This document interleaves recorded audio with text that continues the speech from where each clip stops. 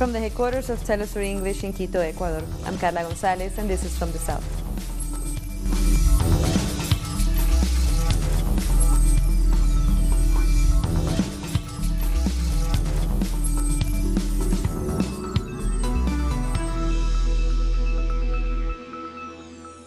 Former Brazilian President Michel Temer has been arrested as part of the lava-jato corruption investigation.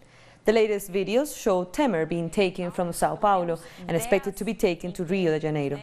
Arrest warrants were also issued for former cabinet members Wellington Moreira Franco and Eliseu Padilha, among others. Temer has been facing several charges of corruption but had immunity for being president. The lava-jato investigation has uncovered an international network of corruption between countless politicians and construction company Odebrecht. Temer served as vice president to Dilma Rousseff during her 2 terms in office, before leading a parliamentary coup against her in 2016 and then ascending to power himself until 2018. Our correspondent in Sao Paulo, Brian Meir, has more. On the morning of March 21st, Rio de Janeiro judge Marcelo Bretas issued an arrest warrant for Michel Temer and 9 of his political cronies, and shortly afterwards Temer was arrested by the federal police in the city of São Paulo. Now, Temer has been under investigation since 2017 for various large crimes involving corruption. The first of which is the formation of an organized crime group which allegedly took place in 2006 between Michel Temer, who led the group, and other political operatives connected to his PMDB party, including former congressional president and 2016 coup architect Eduardo Cunha, who's in jail right now. Now, allegedly, this group collected over 500 million reais in bribes over the last 13 years. And Temer's also being accused of trying to obstruct justice by blocking the lava-jato investigation, setting up a patronage system where he sold jobs in the federal government while he was president. He's been accused of negotiating the purchase of votes in favor of the 2016 impeachment, which, if he's convicted of, should technically invalidate that impeachment. Will that really happen? Only time will tell. But for now, the former president of Brazil is in jail. That was Brian Meir from Brazil. Haitian President Jovenel Moïse has appointed Jean-Michel Lapon as interim prime minister. The former Prime Minister, Jean-Henri Séant, submitted his resignation on Thursday, saying he wants to avoid any issues. This comes just 3 days after a majority of lawmakers in the lower house passed a motion to remove Séant. He was appointed Prime Minister 6 months ago and has had a number of disagreements with Moïse. Moving on, activists who stand in support of Venezuela's sovereignty have taken matters into their own hand as Venezuelan opposition members tried to take over diplomatic offices in the United States. These people slept in the Venezuelan embassy in Washington, D.C. They made that decision after the Venezuelan opposition, with support of the U.S. government, decided to take over 3 diplomatic buildings in the United States. They say they were going to take over this building, and we are telling them stop. We say this is against international law. We have asked for permission to be here, so we were invited. We spent the night and all day today, and we'll spend the night too. And we're here to show that we're not leaving. We stand in solidarity with the Bolivarian Revolution and the legitimate elected government of Nicolás Maduro. The Venezuelan opposition has justified the taking over the buildings, including the Venezuelan consulate in New York. We want to set a democratic system. We want to rebuild our country. And at the same time, we want to rebuild this type of facilities that we are controlling now in the U.S. Activists are wondering what would have happened if those buildings belonged to the United States. Oh, well, we've seen what that would happen in that before. Think about like Iran in 1979, for example, or, many other instances where U.S. embassies have been, besieged or, taken over or whatever, and it was seen as a declaration of war. This will be war. It will be a justification for the U.S. military intervention. The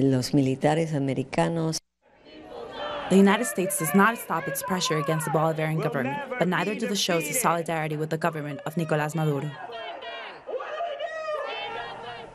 Life has returned to normal for Venezuelans who were affected by the attack on the country's power grid. Electricity was fully restored on March 13 after intense efforts by the power company's engineers to restore the electricity supply. During the outage, the government worked round the clock to provide food, water, and other essentials to affected communities. Our Venezuela tried the best to guarantee the supply of food. Our president also provided us emergency food. You can see here, we're keeping fighting. There is no other way. But the Western media are saying we are starving. No, we are in need of supplies, mainly medicine, but there is no case of starving to death because of lack of food, I can promise. The U.S. has threatened countries that support Venezuela with new rounds of sanctions. However, one of Washington's most recent targets, Russia, is rejecting their so-called ultimatum. Russia has reinforced its support for Venezuela's government, as well as for the development of shared projects, including energy and military cooperation between the two countries. Russia is fulfilling its obligation of cooperation with all territories, including Latin American countries, and specifically Venezuela. The relationship between our companies, including Rosneft Petrol Company and Venezuela, is solid and ongoing. Both countries will meet in April as part of the Mixed Commission with the goal of strengthening ties and cooperation in various areas. We sent a great group of military planes. We are building factories for producing automatic assault rifles, Kalashnikov. We are building a center for a fleet of military defense helicopters. We are providing armored vehicles. It is not secret. We hope that our technical military cooperation continues.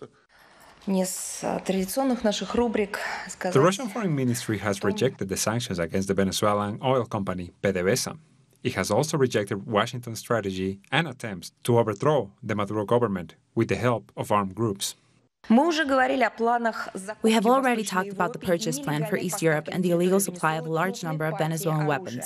And by the way, recently it was made clear that the U.S. intelligence service are working to contact drug traffickers to gather information about the illegal border crossings.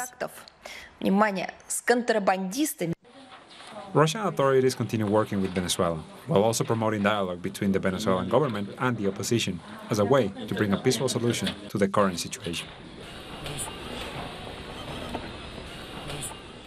The death toll in Mozambique following cyclone Idai has increased to 217, as 3,000 people have been rescued.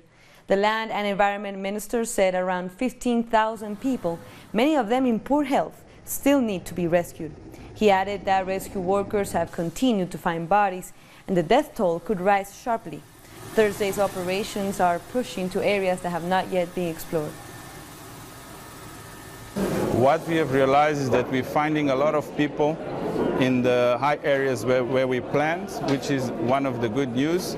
The bad news is that we have lost already 217 lives. There's still a lot of people on the ground in need of rescue.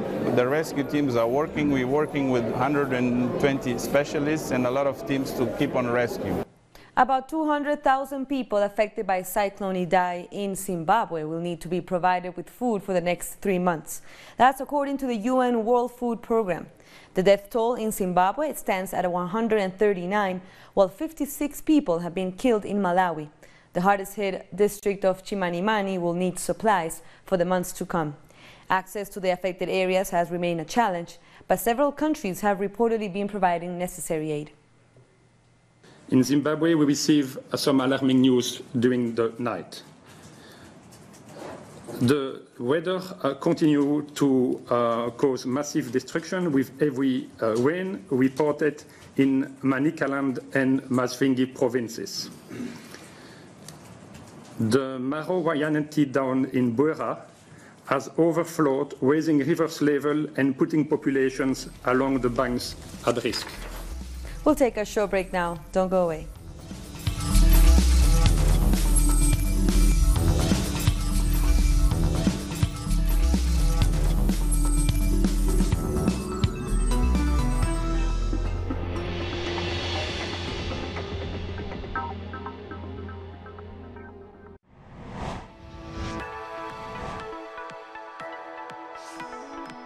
Discover the cultural diversity that defines a continent. place where art and tradition are part of the same nucleus. Artistic expressions,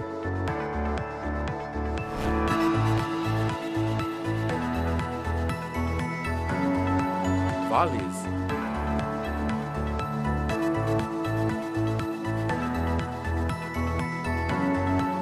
passion and more.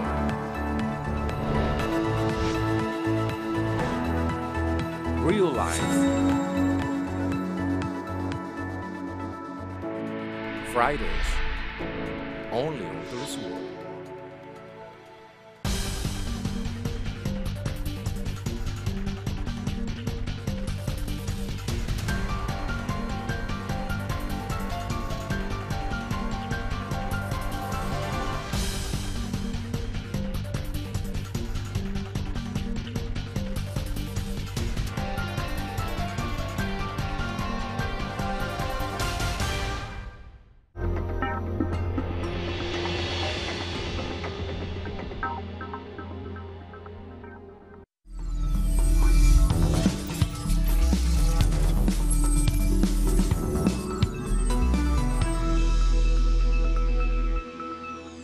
Welcome back. The second high-level UN conference on South-South cooperation kicked off on Wednesday in Buenos Aires, Argentina. Over 1,000 representatives from 193 nations are attending the summit. The high-level meeting seeks to reinforce global cooperation strategies, but under the influence of superpowers like the United States. This summit is taking place on the shadow of a global crisis. Inequality is fast on the rise. Exclusion becomes more and more apparent every day, and the majority of the population lives in poverty. This meeting, hosted by the UN, aims to promote cooperation and diplomacy as a means of national development. And yet, they fail to provide concrete answers that would actually help developing nations. In some cases, we have lost the governments, but we have never lost the people. This was the belief behind the International Assembly of the Peoples, held in Caracas a few weeks ago. That meeting gathered social movements and political parties from Asia, Africa, and Latin America. Summits such as that one are the way forward. 4 regional presidents attended the UN meeting. They are 4 right-wing leaders who want to create a new bloc named Prosur, which will replace UNASUR, the regional bloc created over 10 years ago by the progressive governments of Hugo Chavez, Luis Ignacio Lula da Silva, Néstor Kirchner, and Evo Morales. The main goal of this project, which came to life in the United States, just like the Lima Group, is to eradicate UNASUR, the regional bloc which, for the longest time, has destabilized U.S. foreign policy in the region.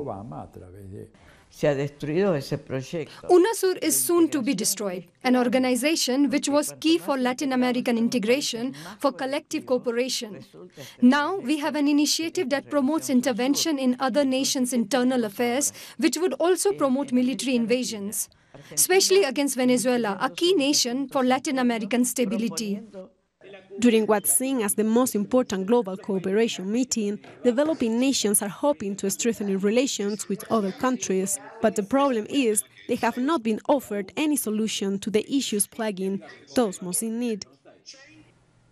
Mexico has closed its infamous century-old Islas Marias federal prison located off its Pacific coast. As a result, more than 500 inmates were either transferred to other prisons or granted freedom.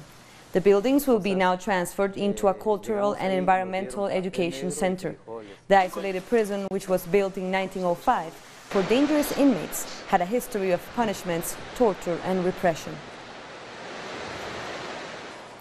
Citizens in El Salvador demonstrated against a move to privatize water services. University students, trade unionists, and members of social organizations protested in San Salvador against a bill in Congress that would permit the privatization of water distribution in the country. A similar demonstration was held in 2018 when opposition right-wing parties first hoped to introduce a law privatizing the water supply. We invite all the Salvadoran people, the workers, the students, the poor, to be a part of these demonstrations because the right to water is for all. We cannot allow the large private companies to keep on stealing the little we have left. Around 250,000 Colombian teachers took to the streets on Wednesday to demand higher funding for education, healthcare sector improvements, and job security. The main streets of many Colombian cities were witness to another demonstration by teachers during a day they called the Great Takeover, and which set off a two-day strike in schools and public universities. The demands are a higher budget for public education, an end to privatization, and rejection to a development plan presented by the President Iván Duque. The government of Iván Duque has presented to Congress an under-financed development plan that makes no concessions for public schools, for school lunches, for daycare centers, not to mention how poor our healthcare benefits are. Neither cold nor rain prevented teachers from marching in defense of public education. They say that the national government and its development plan are working towards the complete privatization of education, and they do this by not increasing the budget for a sector that has a deficit exceeding $7 billion.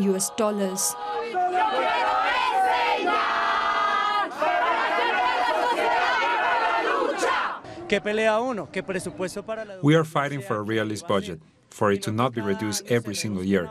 Not all schools have the same needs. Maybe in small towns there are greater needs. Kids want to learn, and yet they have to sit on the grass because they don't have a classroom. For many, their fight is on the streets, standing in defense to their autonomy, which is also threatened by right-wing sectors who push for indoctrination rather than education.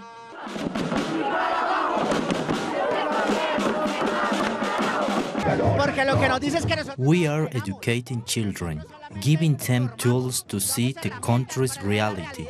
It's not our fault that our country's history is so bad. We educate. While they indoctrinate, they have the media. All we have as a tool is education. Aware of their role in society, teachers also condemned any kind of military intervention in Venezuela and called for a peaceful solution to the social conflicts that plague the country. They also announced that they will continue to hold meetings with the Ministry of Education, and if they cannot arrive to an agreement, they will consider the possibility of calling for a national strike.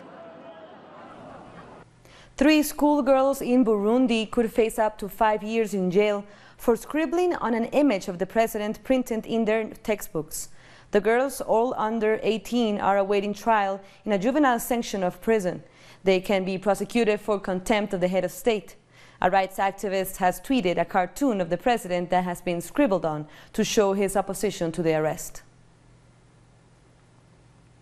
And now, in a rather rousing development, Zambian authorities have banned an energy drink after they discovered it contains an ingredient commonly used in the erectile dysfunction drug Viagra. At the end of last year, a consumer in Uganda complained of a prolonged erection and excessive sweating after ingesting the drink. Test results from Zimbabwe and South Africa indicated the presence of sildenafil citrate. While manufactured in Zambia, the drink is also exported around the region, including Uganda. We have more stories coming up. We'll be back.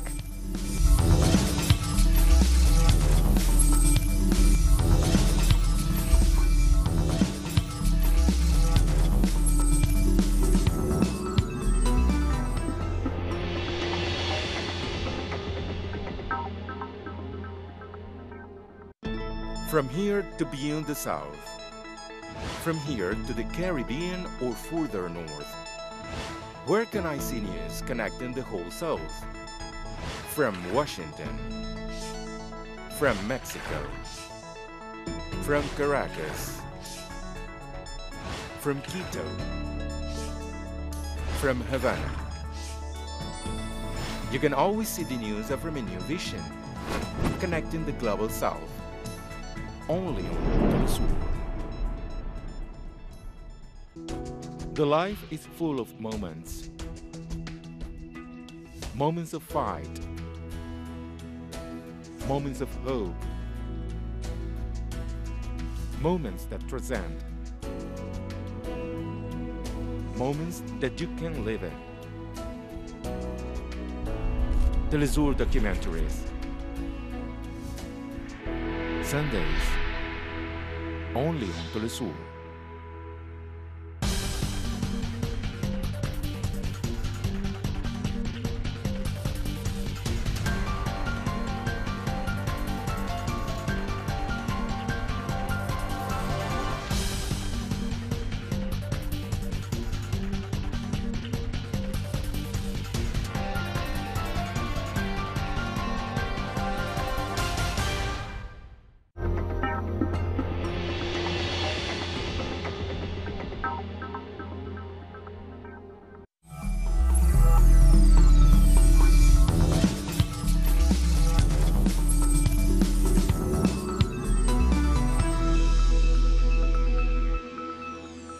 And we're back. A chemical plant explosion in eastern China has left at least 6 dead and 31 injured. The massive blast flattened several buildings near the plant. It has also reportedly affected air quality. Rescue operations are still underway as workers remain trapped in other buildings close to the blast. The cause of the explosion is not yet known.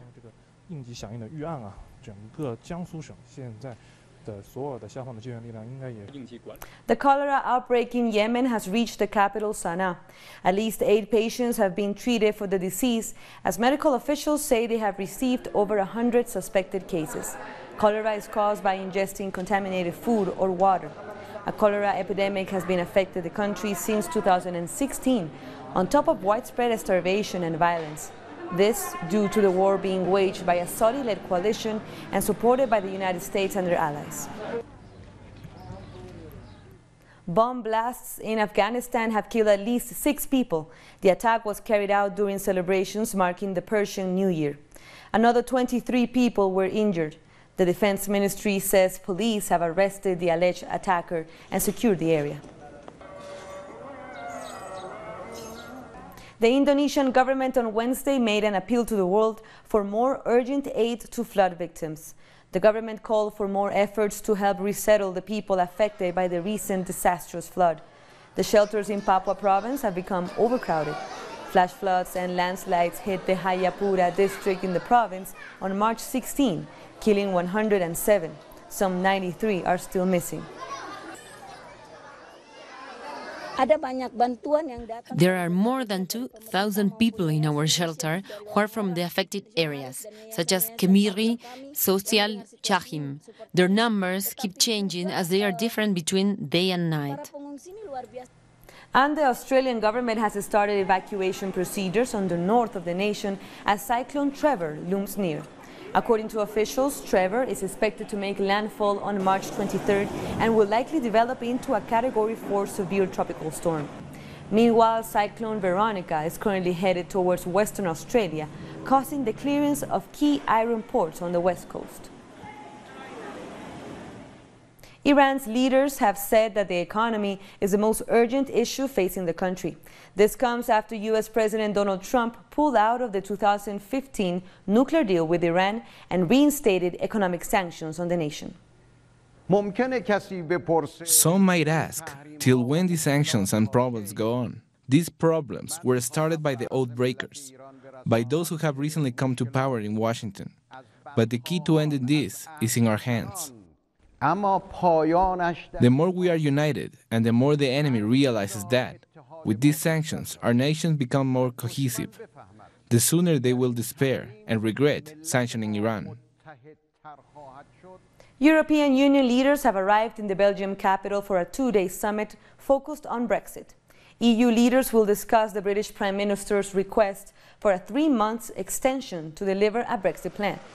Theresa May and the opposition leader Jeremy Corbyn also traveled to Brussels to gather with EU heads. The extension request met resistance from some EU leaders even before May had the chance to present it to them.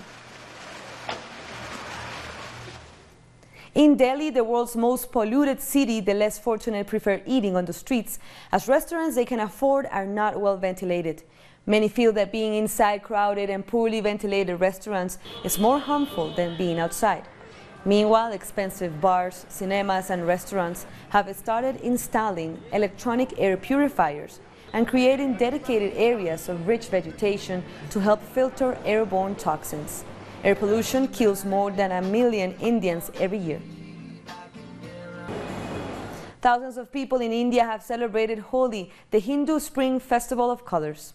People covered each other in colorful powder during a traditional gathering at a temple in New Delhi. The festival marks the start of spring and takes place on the last full moon of the winter season.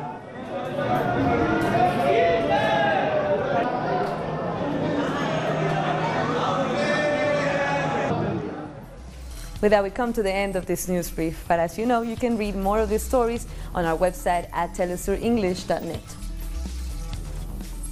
For our viewers in Africa, you can find us on Starsat Channel 461 in South Africa and Channel 539 in Nigeria. You can join us on social media. For Telesur English, I'm Carla Gonzalez. Thank you for watching.